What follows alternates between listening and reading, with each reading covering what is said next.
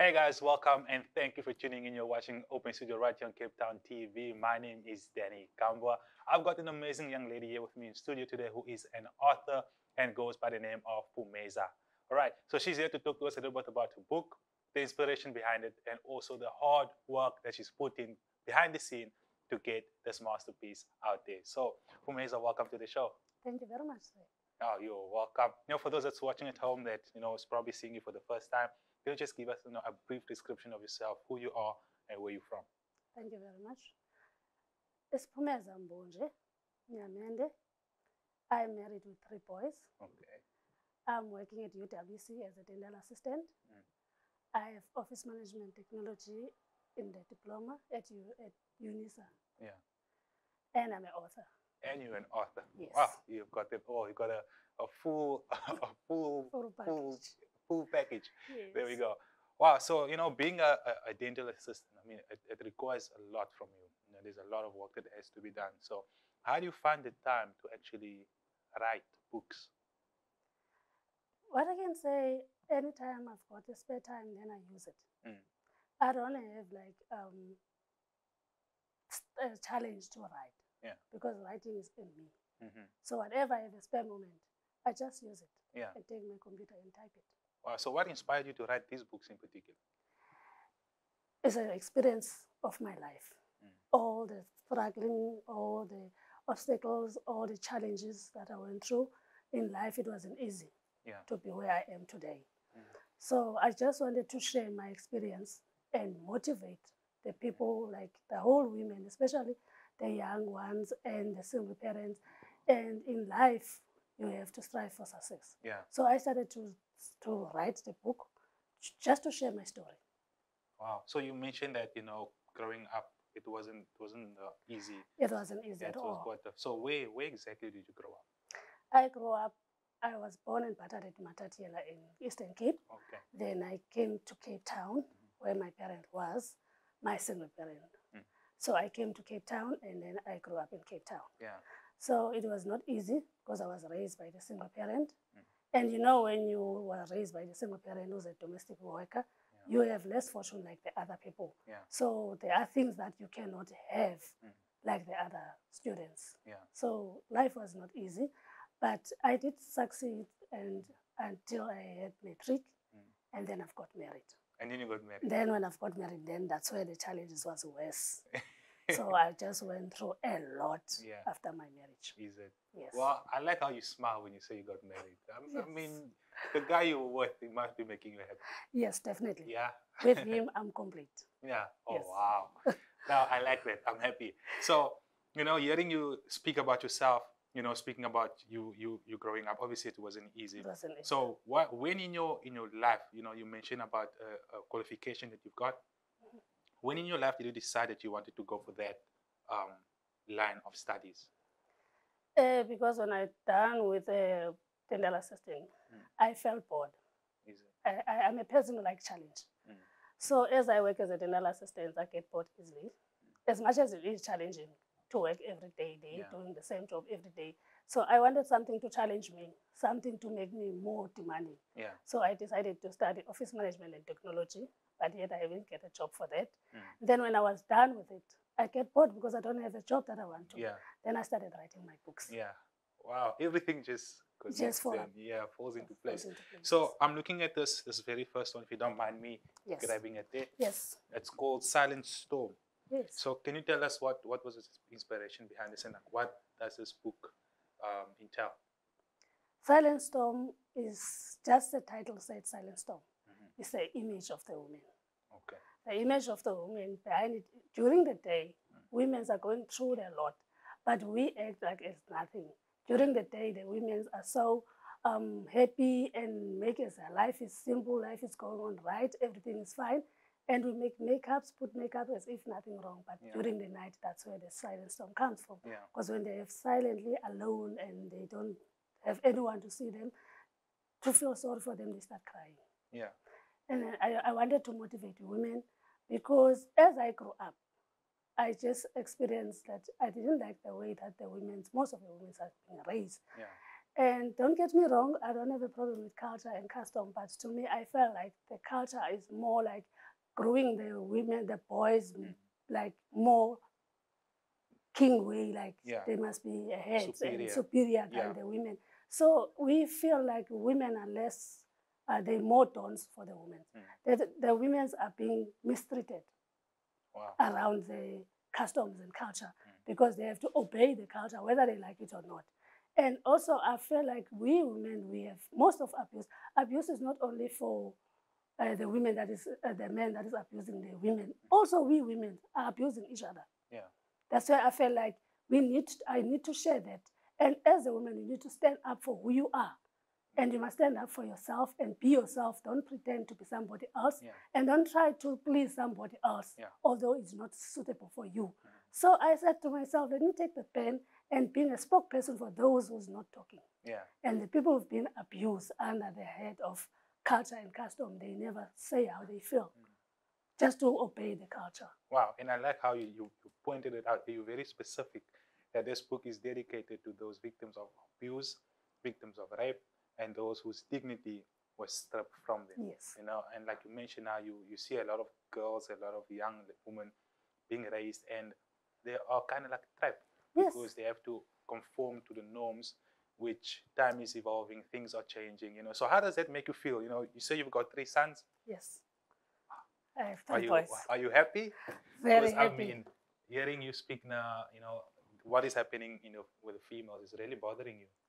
Yeah. It was bothering when I was growing up because I observed when our mothers and forefathers treat them. So lucky me, I've got married to the handsome gentleman who's a king who treat me like a queen. Yeah. And lucky me, I was blessed with the boys that they treat me like a queen. Yeah. So I raised them that they must respect the women. That's what I want, the women to be respected and the women to be more comfortable and to be acknowledged that the other women, they can do anything like the men can do. But most of the women, they don't have confidence. They can't stand up for themselves. So I wanted the women to stand up. And as I said, not only women being abused by the men, we also abusing to each other. I'm not against with culture and racism, but we also women also criticize to each other. We enjoy seeing other women crying. We enjoy the sorrow of the other women. Instead of supporting each other, we hating each other. We hate anyone to break down. Wow. Thank you so much for that insightful message. And I'm sure those that are watching at home are really, really learning something new here today. So we're going to take a short break. When we come back, we're going to discuss. So we're going to have a conversation with the handsome man that took your hand in marriage. So guys, I hope that you stay tuned. Do not go anywhere. We'll be back after this.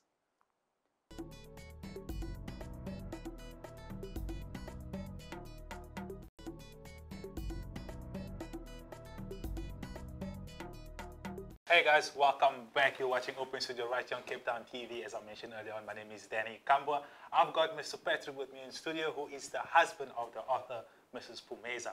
All right, so earlier on we spoke a little bit about her upbringing, you know, the inspiration behind her writing these books, what she does for a living, and now we get to speak to the man who's made it all possible by being there for support.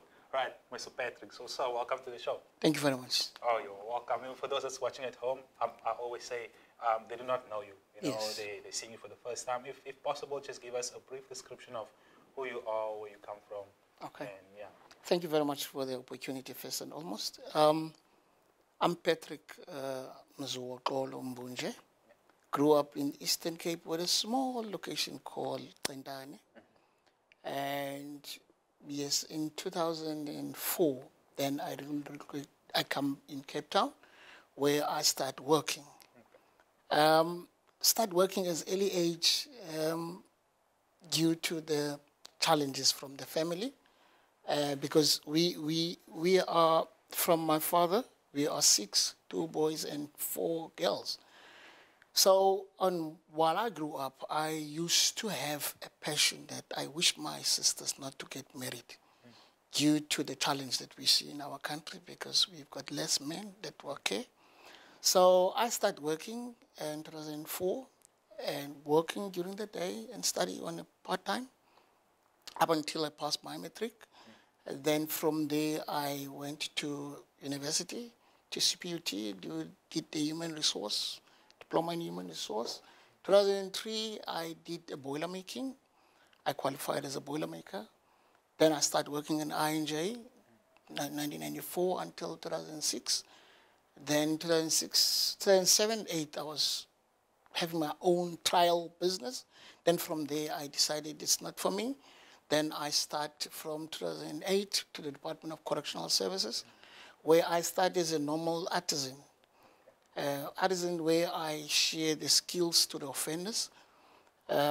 Department of Correctional Services, we look after the offenders. They normally used to be called as a prisoners, but we no longer call them a prisoner, we call them offenders. Then my role is to change their chapter, because each and everybody's life has got chapter 1, chapter 2. So they've been sentenced, so my job is just to make their work a little bit easier. From I started there up until 2008, up until now. Then I developed as an artisan to become a manager. Now I'm managing the whole department where it's got trade, different trade, woodworking, upholstery, fit and turner, boiler making, welding, textile specialist, and agriculture. Wow. Yeah. Wow. So I mean, when you mention that the aim is to give these guys a second chance, especially the offenders. So when they do leave, with from being incarcerated, yes. When they do leave, what are the values that is being put into them, going into the outside world? You're giving them skills, yes. But are there any values that you're putting into their lives to make sure, or to try and make sure that they do not come back again and rather go and make a difference? The challenge, we've got a challenge there, because the society, they're not willing to accept these guys. These guys did make a mistake just like anybody else. So our main purpose and the vision of the department is to try by all means these people not to come back to offend. Because some of them, when they offend for different reasons. More especially, I'm not trying to be racist, but in the colored, the blacks. If you look at it, the trade, it's not something that is open for everybody. People there intend to think, in order to be educated, you must go to the university. But if you've got a skill, you can live your life. Yeah. So the main goal is to be able, these people, to go stand on a queue in order to be also looking for a job, or to build their own entrepreneurship, where they can start their own business. So what we're trying, by all means, we encourage them, rather than go stand on a queue, because you've got something that the stigma behind you that you've been ex-offender. So if you start your own business, even if you make a chair, you make a gate, you make anything, you will earn something. Yeah. It will be better than doing nothing. Yeah, that is what we try by all means to encourage them, because we teach them mostly how to do the gates, how to do the table, how to do anything in pertaining with wood, anything to do with the garments, anything to do with the land. How can you plant your own thing and sell it for the market? So that's what we emphasize. Well, I like the fact that, both you and your wife, you are fighting for some kind of human right. Yes. You're fighting for some kind of human dignity, wanting to get people back out there into the world, where in your case, teaching new skills to the ex-offenders to actually be part of society again, and where, your wife is trying to protect women from abusive relationship, abusive upbringing, and so forth. It's a beautiful mix, and I'm sure there's many people out there that's currently watching that, wanting to go through the same thing, but, you also are faced with two different roads, where you are so passionate in going this way, and your wife is so passionate in going in that direction. So how do you find the gel? How do you get to be there for each other and be of support? I think by grace of God, it helps us, because on our own spare time, we also have a church in our side. So I think by grace of God, because we have to treat everybody like image of God, because nobody knows God. But we think what we're doing, it's what God will love, that we share what we have with those who have less fortune. So that's what we're doing. So the drive behind that, as much as she sent the message, my duty is to support her and encourage her. remember, there are women there who are, some of them are offenders in the world. We speak. But the moment they read your book in their own time, they will change their mindset. Doing so, they will be able to do it themselves. So that is the more a drive, is to share the knowledge, because you learn by your mistakes. Yeah. So most of the time what we are trying to do is to send a message. Because at times when she wrote the book, and then I do proofreading, from there we take it to the next person. At least we say, no, on this, it will sound on a proper way if you do it that way, in order to get more people. So that's what we're doing. And for us, it's not about getting something, but what we try is to save so many souls. That is what is important to us. Yeah, saving souls. That is. I think that should be every Christian's dream and every Christian's mission, is to save as many souls as they can. So thank you so much. Thank you very much. We're going to take another short break. Okay. And now for those that's watching at home, you are still able to learn something new, because when we come back, we continue with our conversation with this amazing family. So do not go anywhere. See you after this.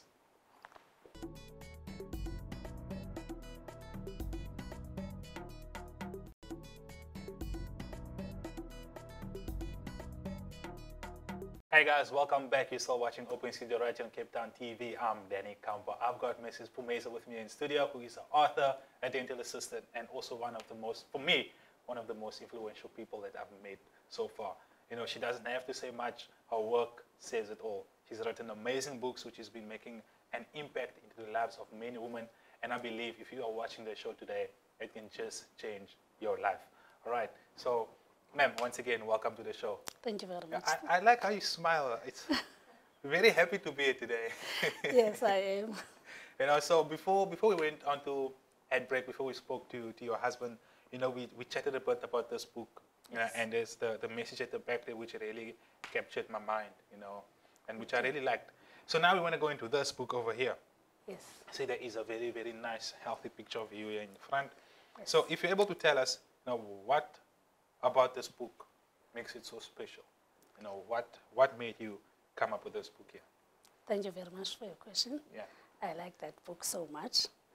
This is an autobiography book where I talk about my whole life, from the childhood up to today. I won't go back from my childhood, but I will start it from my marriage.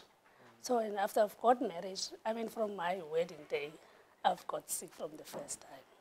I end up in hospital with operation. And as the time goes by, I was blessed by one child, the boy called Bakolile, my first son. On 2004, he got a car accident on his head. But thanks God, he was still alive. Yes, he was head injured, but he was alive. And it happened during when I lost my grandmother. On Saturday, my grandmother passed away. Then Monday, my son was hit by the car. So that was a hit on his road. On his own, I was like, my whole world was crashing on my head, just in front of me.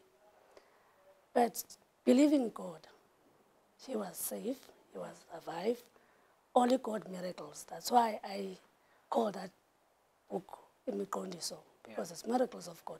Whatever I went through, I didn't went through on my own, because of God was wanted to help me there. So, and then on my second son, he was in ICU. He got sick when he was 3 years and a half.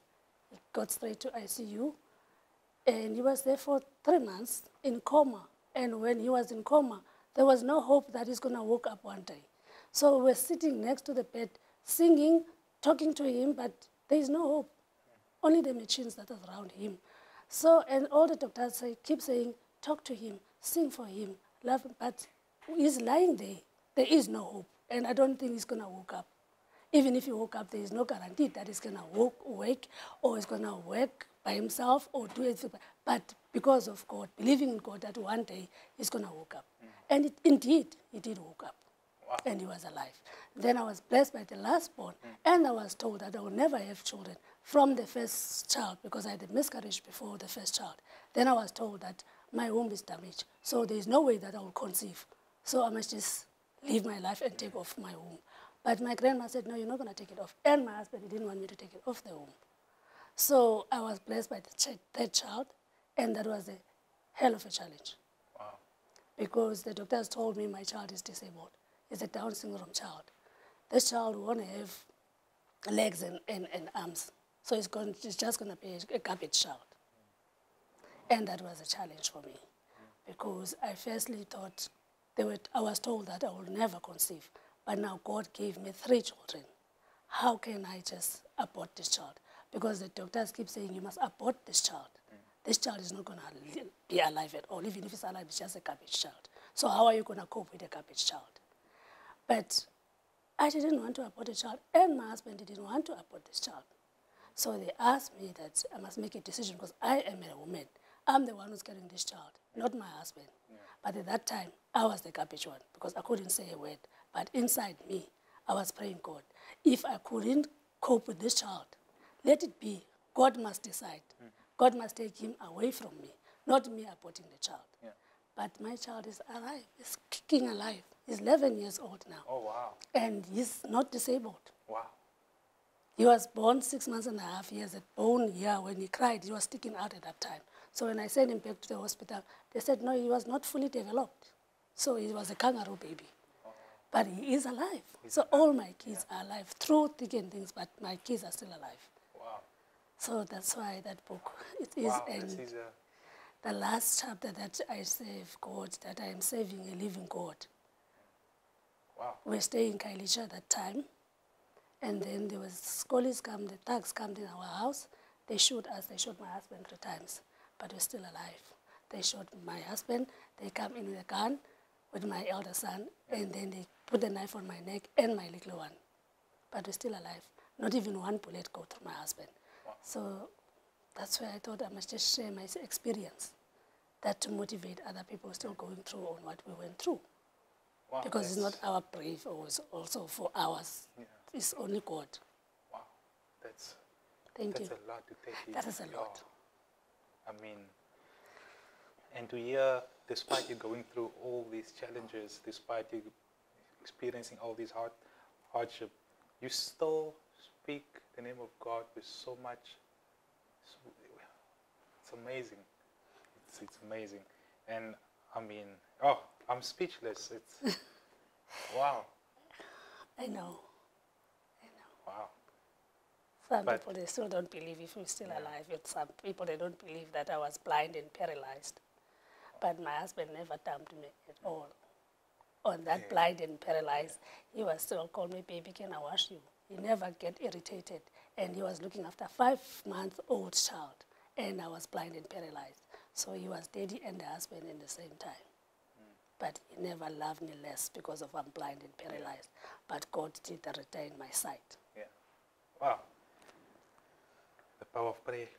The power of God. Wow. And now you've got 3 beautiful, healthy sons. Yes. A husband that loves you. A career that. And my first child, my firstborn, is a DJ now. He's a DJ? He's a DJ now. Wow, you have such an amazing story. Such a, I don't know. This is the first time I come across something like this, and it's the first time I'm speechless. You know, yes. I mean, there's nothing anyone can say that will take away what you went through, or even make it seem any better. But the fact that you can still give glory, to the man above, it's amazing. And I mean, this is what we strive for. So what we strive to be like, we strive to be like Christ. So thank you so much for sharing your story. Thank you for coming into the show today and just opening up with us and talking to us. And for those that's watching at home, guys, thank you so much for being part of today's conversation.